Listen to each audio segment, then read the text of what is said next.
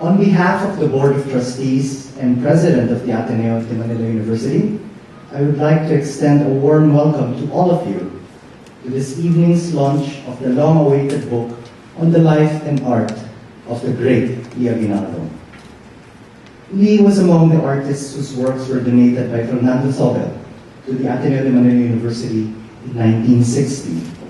That seminal gift established the Ateneo Art Gallery as the first museum of modern Philippine art 50 years ago. Aguinaldo considered Zobel as a mentor and counted him among his closest friends. He belonged to the inner circle of artists who shaped and developed Philippine visual art in the decades following the Second World War.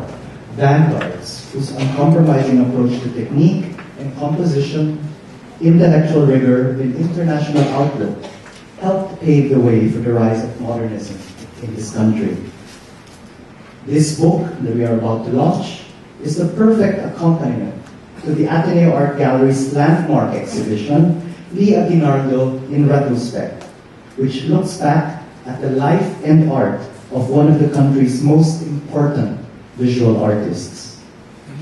My reasons for singling out Aguinaldo for this occasion are manifold.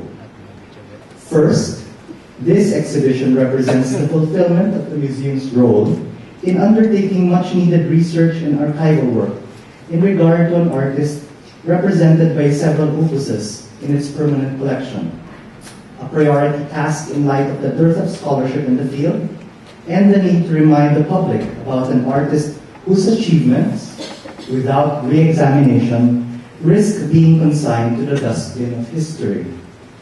Second, Aguinaldo's works underscore the legacy and discerning eye of the gallery's founding benefactor. Aguinaldo was among the emerging artists of his generation in whom Zobel saw promise, a critical choice that the gallery continues to be inspired by and guided today in its annual selection for the Ateneo Art Awards, considered to be the country's most prestigious art prize for an emerging artist.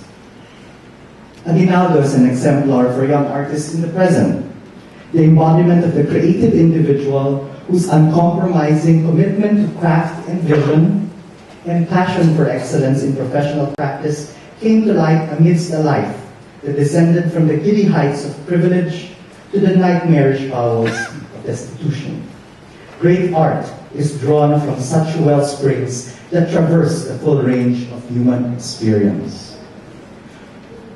I am grateful to Maria Victoria Herrera and Clarissa Chicampo for their fervor and astute approach to curating the exhibition and the hard work that they devoted to completing the essays that appear in this publication.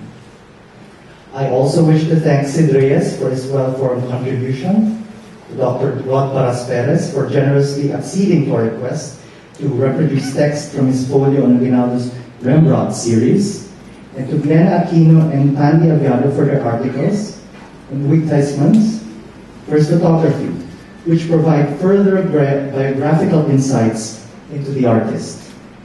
This project would not have been possible without the assistance of the Ateneo Art Gallery staff, the Edwin Camino, Managing Curator, Joel De Leon, Assistant Curator, Ian Hausian, Exhibitions Coordinator, and Thea Garing, our Gallery Assistant. Of course, I'd like to also especially mention our photographer, Popoy Sarmenta, for his fortitude in photographing over 1,000 works for this particular publication.